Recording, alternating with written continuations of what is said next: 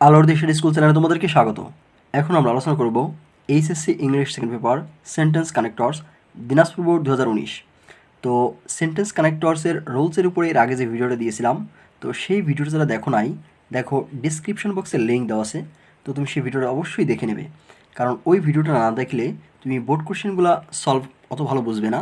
তো আমি চাইবো তুমি বোর্ড কোশ্চেন সলভ দেখো, পাশাপাশি ওই ক্লাসটাও ভালোভাবে দেখবে, কারণ ওই ক্লাসটা দেখলে আরও সহজে বুঝতে পারবে। তো চলো শুরু করি আমাদের আজকের ক্লাসটি। তো দেখো, এই হলো আমাদের কোশ্চেনটি। তো এই কোশ্চেনটি এখন আমরা সলভ করব। তো শুরু করি। দেখো, we can not walk on a road in the darkness without light dash we can not step forward in our life without education.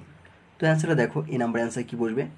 We can not walk, আমরা হাঁটতে পারি না, on a road in the darkness without light, আমরা আলো ছাড়া অন্ধকারে হাঁটতে পারি না। সিমিলারলি, একইভাবে বা ঠিক তেমনইভাবে, we can not step forward in our life without education, শিক্ষা ছাড়া আমরা এগিয়ে যেতে পারি না।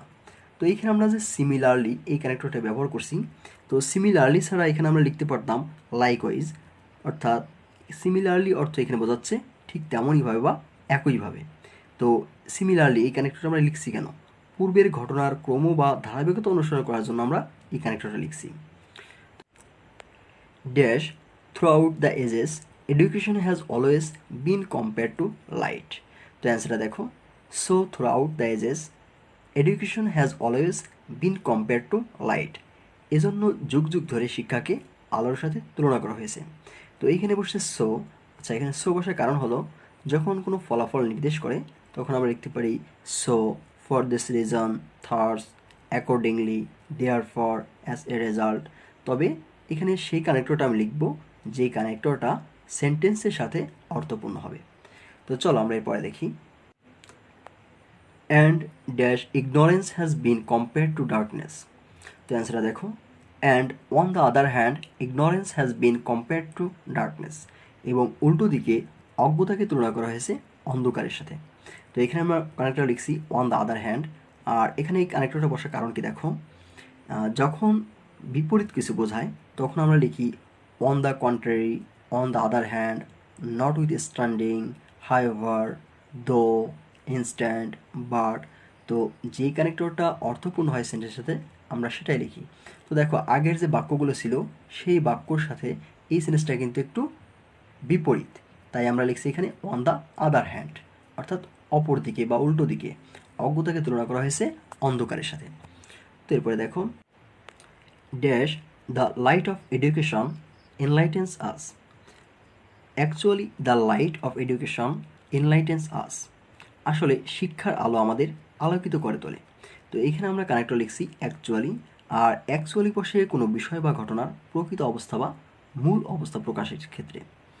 তো আগের যে কথাগুলো ছিল, তো সেই কথাগুলোর বা সেই বাক্যগুলোরই এখানে মূল যে বিষয়টা এখানে প্রকাশ করা হচ্ছে, এই জন্য আমরা এখানে লিখছি অ্যাকচুয়ালি। তো এরপরে দেখো, dash it broadens our mind and widens our outlook. তো অ্যান্সারটা দেখো, moreover it broadens our mind and widens our outlook. তাছাড়া শিক্ষা আমাদের মনকে অনেক বড় করে তোলে এবং দৃষ্টিভঙ্গিকে প্রসারিত করে তোলে। তো এইখানে আমরা মোর ওভার লেখার কারণ হলো, পূর্বের ঘটনার ধারাবাহিকতা রক্ষার্থে আমরা এখানে মোর ওভার লিখছি। তো এরপরে দেখো, dash it is education which helps us to become a good citizen. তো অ্যান্সারটা দেখো, again it is education which helps us to become a good citizen, আবার শিক্ষাই আমাদের সুনাগরিক হতে সাহায্য করে। তো এইখানে আমরা আগে যে কথাগুলো বলেছিলাম, এরপর আরও একটা বক্তব্য দেওয়া হচ্ছে যে শিক্ষা সম্পর্কে, যে শিক্ষা আমাদের কি করতে পারে।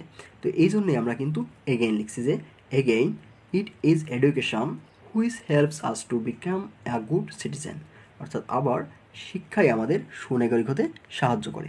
তো এরপরে দেখো, dash education creates good citizens and ensures the smooth development of a country.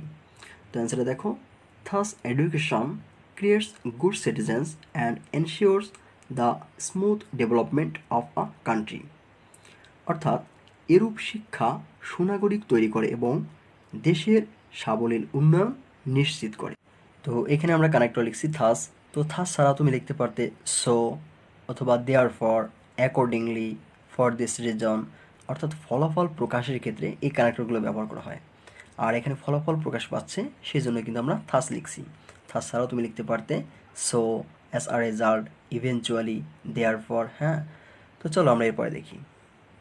তো দেখো, dash ignorance stands on the way of development of an individual, but ignorance stands on the way of development of an individual. কিন্তু অজ্ঞতা মানুষের উন্নয়নের পথে কাঁটা হয়ে দাঁড়ায়। তো এখানে বাট লেখার কারণ কি দেখো, তো আগের যে বাক্যগুলো ছিল, তো সেই বাক্যর থেকে এই যে সেন্টেন্সটা, এটা একটু বিপরীত বোঝাচ্ছে। আর বিপরীত কিছু বলতে গেলে আমরা লিখি but, instant, however, anyhow, on the contrary, on the other hand, not with standing. তো এই কানেক্টরগুলো আমরা ব্যবহার করি, আর সেজন্যই কিন্তু এখানে আমরা বাট লিখছি। অর্থাৎ বিপরীত কিছু বোঝালে আমরা বাট এছাড়া অন্য অন্য যে কানেক্টরগুলোর কথা বললাম, তো এইগুলোর থেকে একটা লিখতে পারি। তবে যেটা অর্থপূর্ণ হবে সেন্টেন্সের সাথে, তো আমরা সেই কানেক্টরগুলো লিখব। আর কোন জায়গায় কোন কানেক্টরগুলো বসবে এটা ভালোভাবে শেখার জন্য তুমি আমার কানেক্টরের যে রুলসের উপর যে ভিডিও দেওয়া আছে, তো এই ভিডিওটা খুব ভালোভাবে দেখবে। তো এরপরে দেখো, dash ignorance has a detrimental effect on the overall development of a national.